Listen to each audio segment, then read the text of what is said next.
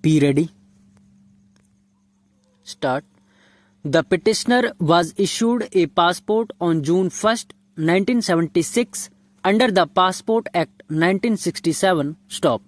On the 4th of July 1977, the petitioner received a letter dated 2nd July 1977 from the Regional Passport Officer, Delhi, intimating to her that it was decided by the Government of India to impound her passport under Section 10(3) of the Act in public interest. Stop. The petitioner was required to surrender her passport within 7 days from the receipt of that letter. Stop. The petitioner immediately addressed a letter to the regional passport officer requesting him to furnish a copy of the statement of reasons for making the order as provided in Section 10(5). Stop.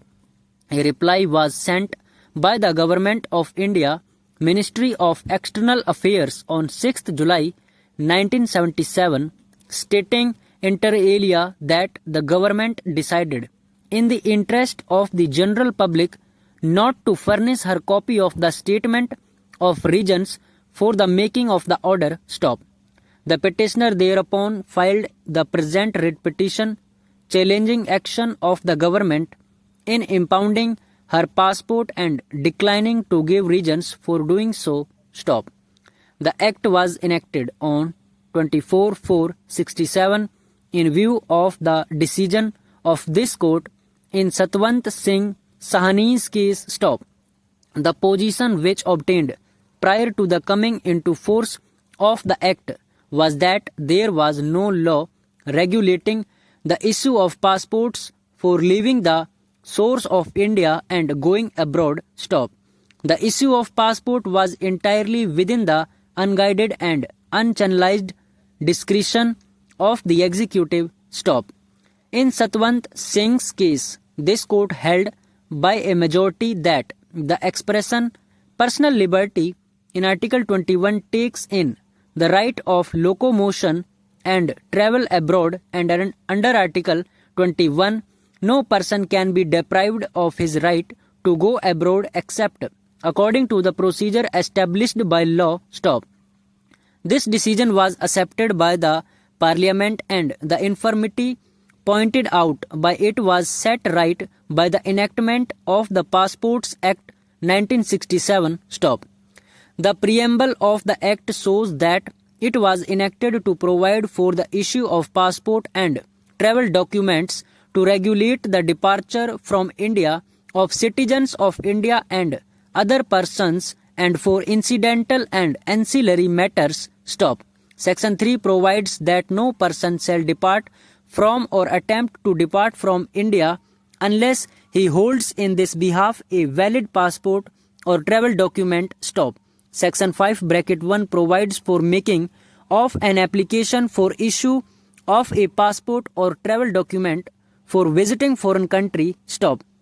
Subsection (2) of Section 5 says that on receipt of such application, the passport authority, after making such enquiry, if any, as it may consider necessary, stop, shall by order in writing issue of refuse to issue the passport or travel document, or make or refuse to make that passport or travel document endorsement in respect of one or more of the foreign countries specified in the application. Stop.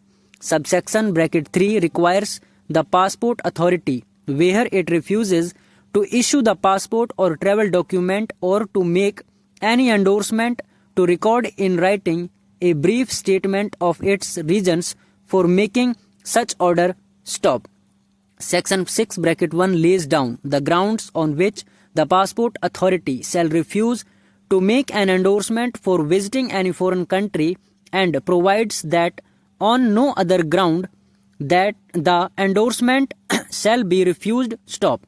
Section 6(2) specifies the grounds on which alone and on no other grounds the passport authority shall refuse to issue the passport or travel document for visiting any foreign country, and amongst various grounds set out there, the last is that in the opinion of the central government, the issue of passport or travel document to the applicant will not be in the public interest. Subsection bracket 1 of section 10 empowers the passport authority to vary or cancel the endorsement on a passport or travel document, or to vary, cancel it, or the conditions subject to which a passport or travel document has been issued, having regard to inter alia the provisions of section 6 bracket 1 or any notification under section 19 subsection bracket 2 confers powers on the passport authority to vary, cancel the conditions of the passport or travel document on the application of the holder of the passport or travel document, and with the previous approval of the central government. Stop. Subsection bracket 3 provides that the passport authority may impound or cause to be impounded or revoke a passport or travel document on the grounds set out in clause bracket A to bracket H. Stop. The order impounding the passport in the present case was made by the central government in clause bracket C, which reads as follows: if the passport authority deems it necessary so to do in the interest of the sovereignty and integrity of India, the security of India, friendly relations of India with the foreign country, or in the interests of the general public. Stop. Para. Subsection bracket 5 requires the passport authority impounding or revoking a passport or travel document or varying or cancelling an endorsement made upon it to record in writing a brief statement of the reasons for making such order and furnish to the holder of the passport or travel document on demand a copy of the same, unless in any case the passport authority is of the opinion that it will not be in the interest of the sovereignty and integrity of India, the security of India, friendly relations of India with the any foreign country, or in the interest of the general public to furnish such a copy. Stop.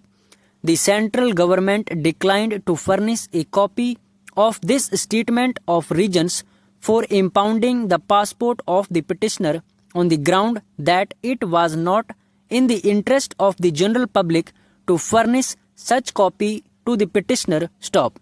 The view that Articles 19 and 21 constitute watertight compartments has been rightly overruled. Stop.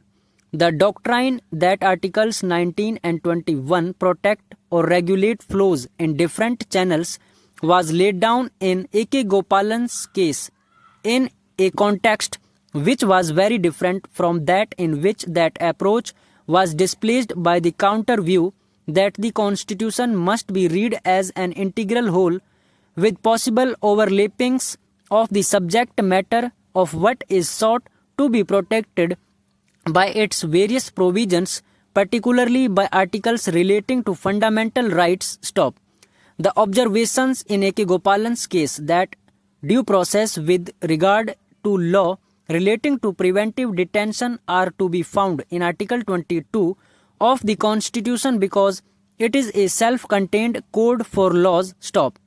The observation was the real ratio decidendi of Gopalan's case. Stop.